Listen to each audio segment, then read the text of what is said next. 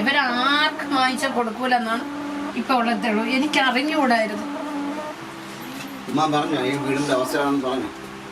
ഈ വീടിന്റെ അവസ്ഥ നോക്കിയാണ് സാറി എന്നെ നോക്കിക്കാണ് ഇടിഞ്ഞു ഒഴിഞ്ഞു കിടക്കുന്നു. 35 വയസ്സായ മോനെ എനിക്ക് എടുത്തോണ്ട് ഓടാനോ അതിനുള്ള ഹെൽപ്പോ ഇല്ലാത്തതുകൊണ്ടാണ് ഞാൻ ആ പൈസ ഒന്നും എടുത്തോണ്ട് ചാച്ചി ഒത്തിരി നേരം ഇവിടെ നോക്കിക്കൊള്ളേ ഞാൻ ദാ വരുന്നെന്നും പറഞ്ഞു ഇവൾ അതും എടുത്തോണ്ട് അങ്ങ് റോട്ടിലോട്ട് പോയി.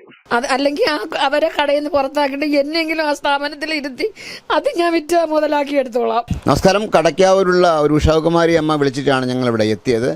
അവരുടെ പരാതി എന്ന് പറഞ്ഞു കഴിഞ്ഞാൽ അവരുടെ ഏകദേശം 2 ലക്ഷം രൂപയും 6 പവനോളം ആഭരണങ്ങളും ദീർഘകാലം അവരുടെ സുഹൃത്തായിരുന്ന ഒരു സ്ത്രീ 5 വർഷം മുമ്പേ വാങ്ങിക്കൊണ്ടുപോയി.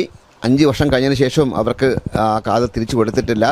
അത് മാത്രമല്ല, ഇപ്പോൾ അവർ വാടകയ്ക്കൊരു വീട് കാണുമ്പോൾ അറിയാം, ഒരു മാടപ്പുരയിലാണ് താമസം. അവരുടെ മകന് 90% തലച്ചോറ് വളർച്ചയില്ലാത്തതിനാൽ ഇപ്പോൾ ശരണാലയത്തിലാണ്. വേറെ ഒരു നിവൃത്തിയുമില്ല. ജീവിക്കുന്ന വിഷു ദിവസമാണ്. ഞങ്ങൾ വന്നപ്പോൾ ഇവിടെ ചോറ് പോലും വച്ചിട്ടില്ല. ഈ ഒരു അവസ്ഥയിലാണ് അമ്മ ഞങ്ങളെ വിളിച്ചു വരുത്തിയത്. അമ്മ ഇത് എപ്പോഴാണ് കൊടുത്തത്? ഇത് കൊടുത്തിട്ട് 5 വർഷമാവാൻ പോകുന്നു. അവൾ എനിക്ക് വീടും പെരോടെ ഉണ്ടാക്കി തരാമെന്ന് പറഞ്ഞുകൊണ്ട് കയ്യിലുള്ളത് ADS ആയിരുന്നു. അവൾ മാസ്റ്റർ പാർട്ടിയാണ്. ഇപ്പോൾ അവൾ BJPയിൽ ചേർന്ന് പാർട്ടിക്കാരുടെ ബലത്തിൽ എനിക്ക് തരൂലെന്നുള്ള കണ്ടീഷൻ വരെ ആയി. കൊറോണ പിടിച്ച് ചാവാൻ കിടന്നപ്പോൾ അവൾക്ക് ആധാർ, പാസ്പോർട്ട് എല്ലാം അവരുടെ കൈവശമാണ് ഇരിക്കുന്നത്. എനിക്ക് വെച്ച് ചൂട്ടാനുള്ള സുരക്ഷിതയുള്ള വീടില്ലായിരുന്നു സാറേ, അതുകൊണ്ട് ഞാൻ കൊടുത്തതാണ്. അതെല്ലാം വെച്ച് കോവിഡ് സമയമായപ്പോൾ വേറൊരു കക്ഷിയുടെയിലാണ് ആധാറിൻ്റെ കോപ്പി എടുത്തത്. എനിക്ക് ഡോക്ടർ ട്രീറ്റ്മെൻറ്റ് ചെയ്യണമെങ്കിൽ ആധാർ വേണമെന്ന് പറഞ്ഞ്. ഇതിപ്പോൾ പൈസയായിട്ട് ചോദിച്ചപ്പോഴും അവളെത്തില്ല. മുഖ്യമന്ത്രിക്ക് ഞാൻ പരാതി കൊടുത്തു. ഇതിലൊന്നും എനിക്ക് ഒരു തീരുമാനം എത്തിയിട്ടില്ല. മുഖ്യമന്ത്രിക്ക് കൊടുത്ത്, പോലീസ് സ്റ്റേഷനിൽ 4-5 തവണ കൊടുത്ത്. ഇത് 4ാമത്തെ തവണയാണ് ഇപ്പോൾ കൊടുത്തേക്കുന്ന പേപ്പർ. യാതൊരു നിവർത്തിയും അവളുടെ ചേച്ചി, കുട്ടിയുടെ അമ്മ മരണപ്പെട്ടു പോയി. ഈ കുട്ടിയുടെ കാര്യം ഇതേപോലെ ആരെങ്കിലും തരുന്ന വെള്ളവും കുടിച്ചിട്ട് അവരും കുടിക്കും, ഞാനും കുടിക്കും. ഹാർട്ടിന്റെ അസുഖമുണ്ട്, കാലിൽ 2 കമ്പി ഇട്ടിട്ടുണ്ട്, തൊണ്ട ഓപ്പറേഷൻ ചെയ്ത് ഇപ്പൊ ഒരു ഓപ്പറേഷൻ പറഞ്ഞേക്കുന്നത്. ഏതായാലും ഞാൻ ഈ പറയുന്ന സബിത എന്നാണ് അവരുടെ പേര്. കാശ് വാങ്ങി സ്വർണം വാങ്ങിയ പേര് സബിത എന്നാണ്. ഞാൻ സബിത സുനിൽ. ഞാൻ അവരെ ഞാൻ വിളിച്ചായിരുന്നു. അവരെ വിളിച്ചപ്പോഴത്തേക്ക് അവർ ഒഴിഞ്ഞു മാറുന്നൊരവസ്ഥയാണ്. അവരുടെ ഓഡിയോ ക്ലിപ്പൊക്കെ ഇതാണ്. കടയ്ക്ക് ഒരു പോലീസ് സ്റ്റേഷന് സമീപം. അത് അല്ലെങ്കിൽ അവരെ കടയിൽ നിന്ന് പുറത്താക്കിയിട്ട് എന്നെങ്കിലും ആ സ്ഥാപനത്തിൽ ഇരുത്തി അത് ഞാൻ വിറ്റ് മുതലാക്കി എടുത്തോളാം. അത് മാത്രമല്ല, ഈ അമ്മ സ്വർണവും പണവും കൊടുത്ത അജിത എന്ന് പറയുന്ന സാക്ഷിയെ കൂടി ഞങ്ങൾ വിളിച്ചു. അവരുടെ ഓഡിയോ ക്ലിപ്പ് ഇതാണ്. ഹലോ, അജിതയുടെ നമ്പറാണോ? അതെ, ഞാന് മറ്റേ ഉഷ ചേച്ചിയുടെ ഒരു പരാതി കേട്ടിട്ട് വന്നതാണ്. ചാനകനാണ്. ഈ പറയുന്ന സബിത രാജ് ഈ ചേച്ചിയുടെ കയ്യിൽ നിന്ന് സ്വർണവും പണവും ഒക്കെ വാങ്ങിച്ചത്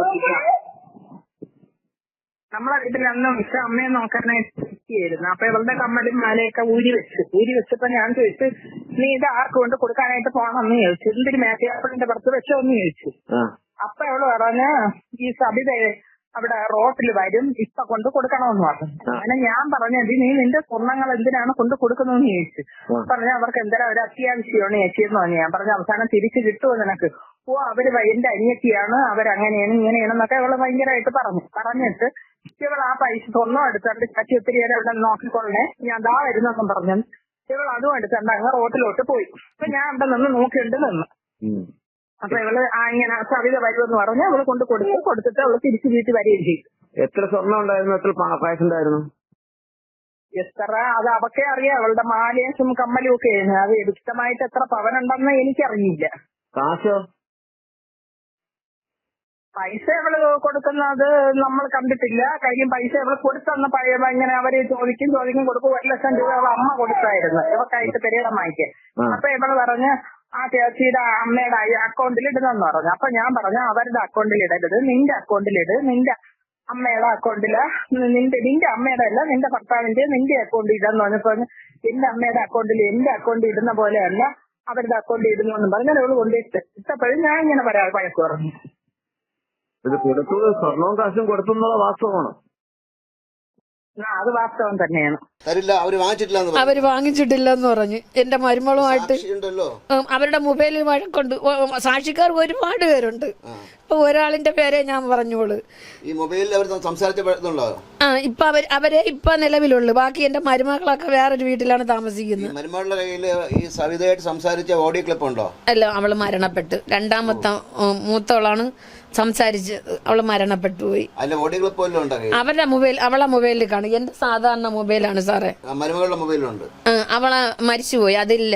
ആ മൊബൈലൊക്കെ അടിച്ചു പൊടിച്ചിട്ട് പ്രശ്നമായി മരുമകളെ തൂങ്ങുകയാണ് ചെയ്തത്. അങ്ങനെയാണ് സംഭവിച്ചത്. ഇവിടെ അല്ല, നിങ്ങൾ പോലീസ് മുഖേനയും കോടതി മുഖേനയും സമീപിച്ചപ്പോഴത്തേക്ക് ഇതുവരെ അവര് സമ്മതിച്ചിട്ടില്ല കാര്യം. അവളുടെ ചേച്ചി എക്സിക്യൂട്ടീവ് എഞ്ചിനീയർ എന്നുള്ള ഒരു ഇതാണ്. പക്ഷെ അവര് നല്ലൊരു സ്ത്രീയാണ്. ഇവരുമായിട്ട് ഒരു അടുപ്പവും ഇല്ല. ഇവളെ ഭർത്താവിനെയൊക്കെ അടിച്ചു കളഞ്ഞ് ഇവള് വെറും ഒരു തന്റെ അടി അമ്മ അത് തന്നെയാണ്. പിന്നെ പേഴ്സണലി നമ്മൾ ആരെയും കുറ്റം പറയാൻ പാടില്ല. എങ്കിലും അമ്മ കാശ് വാങ്ങിച്ചു എന്നുള്ളത് വാങ്ങിച്ചുള്ളത് സത്യമായ തെളിവ് തന്നെ.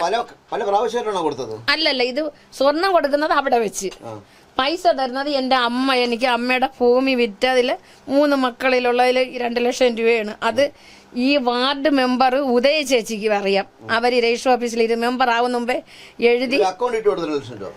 ഇല്ല, കയ്യിൽ കൊടുത്ത സാറേ. എനിക്ക് മാറാനുള്ള പാസ് ഇല്ലായിരുന്നു. ഈ മോദിന്റെ പൈസ ഷോർട്ടായില്ലേ, അപ്പൊ ഇത് ബാങ്കിൽ നിന്ന് മാറാനായിട്ട് എനിക്ക് ബാങ്ക് പാസ് ഇല്ലായിരുന്നു. ഇവർക്ക് ബാങ്കിലെ പാസ് ഉണ്ടായിരുന്നു. കാശായിട്ട് കൈ കൊടുത്തു. സാക്ഷിയുണ്ട്. അത് പിന്നെ സാക്ഷിയുണ്ട്. കാര്യം രജിസ്റ്റർ ഓഫീസിൽ എഴുതിയ മെമ്പർക്ക് അറിയായിരുന്നു. നിന്റെ കൂട്ടുകാരിനാണൊക്കെ രജിസ്റ്റർ ഓഫീസിൽ അമ്മയായിട്ട് തർക്കം നടക്കുന്ന പൈസയ്ക്കാണ് അവരുടെ ഇതൊക്കെ ഉണ്ടെന്ന് മെമ്പർക്കൊക്കെ അറിയാം. എല്ലാവർക്കും അറിയാം സാറേ. എനിക്ക് ഒരു ഇതും വേണ്ട. ഏതായാലും അമ്മയുടെ അവസ്ഥ ഒന്ന് കണ്ടപ്പോൾ ഒരുപാട് വിഷമം തോന്നുന്നു. അത്തരത്തൊരു ചുറ്റുപാടിലാണ് അമ്മ താമസിക്കുന്നത്. അമ്മ ഈ കാശും സ്വർണവും കൊടുത്തെന്നുള്ളത് വാസ്തവമാണെങ്കിൽ എന്തായാലും സാക്ഷി ഞങ്ങളോട് പറഞ്ഞിട്ടുണ്ട്. അവരെ കാണുകയാണ് കൊടുത്തതെന്ന് സാക്ഷി ഞങ്ങളോട് പറഞ്ഞിട്ടുണ്ട്. റെക്കോർഡ് ഞങ്ങൾ എടുത്തിട്ടുണ്ട്. ഏതായാലും ഇങ്ങനെ ഒരു കാര്യം നടന്നിട്ടുണ്ടെങ്കിൽ അത് തിരികെ ഈ അമ്മയ്ക്ക് അർഹമായ കൈകളിലേക്ക് എത്തിക്കേണ്ടത് ബന്ധപ്പെട്ട അധികാരികളുടെ ചുമതലയാണ്. ക്യാമറമാൻ അരുൺ സാറിനൊപ്പം ശ്രീത് മാരാർ സൈനിങ് ഓഫ്.